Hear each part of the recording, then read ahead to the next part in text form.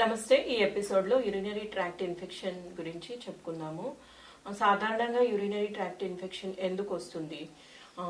నీరు తక్కువ తాగడం వల్ల, అన్హైజీనిక్ కండిషన్ మెయింటైన్ అవ్వడం వల్ల, యూరిన్ హోల్డింగ్ అనేది కొంతమందిలో ఎక్కువగా ఉంటుంది. అంటే బయటకు వెళ్ళినప్పుడు హోల్డ్ చేయడము, ఏదైనా పనిలో ఉన్నప్పుడు హోల్డ్ చేయడం అలా చేయకుండా దానివల్ల కూడా రావచ్చు.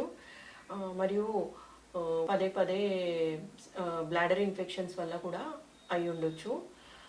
దీనిలో ఉండే లక్షణాలు మూత్రంలో మంట, వెళ్తున్నప్పుడు కానీ వెళ్ళిన తర్వాత కానీ చివరికి కానీ నొప్పి అనేది కొంతమందిలో చూస్తుంటాము. మరికొందరిలో ఫ్రీక్వెంట్ యూరినేషన్ అనేది కంప్లైంట్ వస్తుంది. మరికొందరిలో పొత్తి కడుపులో నొప్పి ఉండడము.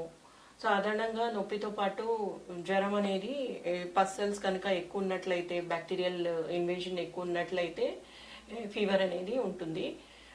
సో మనము ఇలాంటి కండిషన్లో ఏం చేయాలి? నార్మల్గా వాటర్ ఇంటేక్ ఎక్కువ చేయాలి.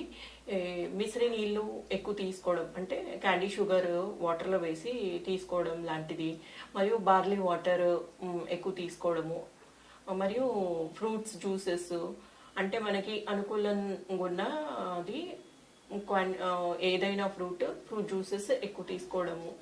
దాంతోపాటు యూరిన్ హోల్డ్ చేయకుండా రెగ్యులర్గా వెళ్ళడము హ్యాబిట్ చేసుకోవాలి.